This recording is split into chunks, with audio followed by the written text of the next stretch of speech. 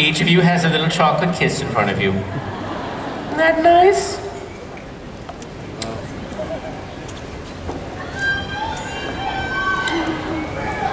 What? Oh. And that's of course a seat for Donnie. Jeff, the title, Tron Legacy. Yes. Tell us about the title.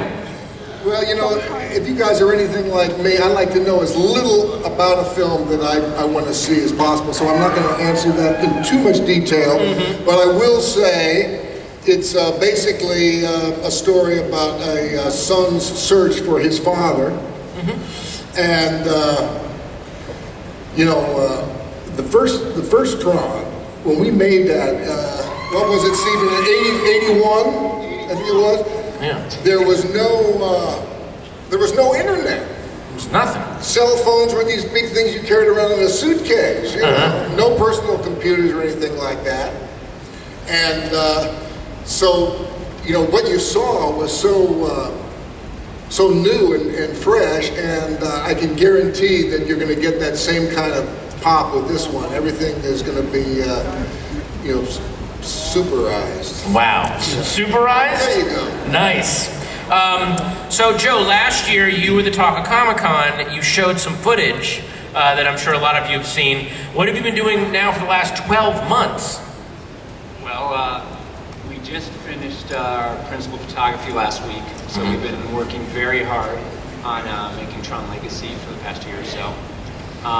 You know, it wasn't a hard movie to recruit people for. Everyone up here, all the crew that was working on the movie was a big fan of the original that Steve did, so we were all really excited to be working on this film and being part of kind of this great film legacy.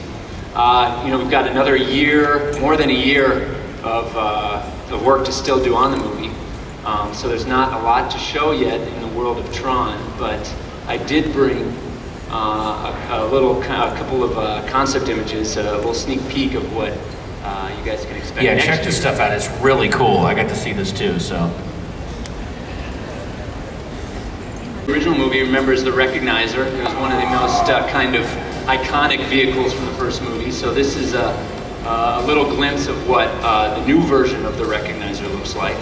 The world of Tron has kind of evolved over the past 20 years. It's son of Mr. Bridges over there, and I go in search for my father, and I find myself in this kind of crazy world where I get to meet sort of wonderful characters like here. Thank you. Nice.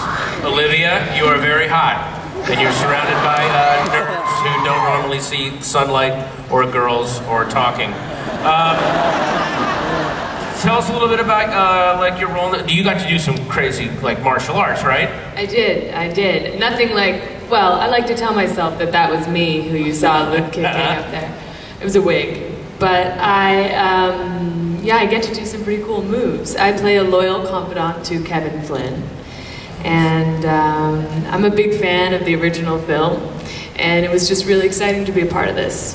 That's an understatement, but you know what I mean. That is really cool. So now, I missed the screening of the Tron footage at last year's Comic-Con. I'm sure a lot of you didn't. But it's pretty much one of the reasons I kind of took this job, so I told Disney, you got to show it again. I know that it's early stuff that you shot, but let's please show it again. Can we watch it again? Come on. I have to say, it was a test we did very early in the opening. Yeah, that's great. Olivia, what hotel are you staying at? I just want to say thank you to these guys, because you had a big hand in getting this movie made when we showed it here last year, so thank you very much. Yeah, thanks, guys. That was really cool. And this, we're showing it in 3D now, right? All right, put your 3D glasses on.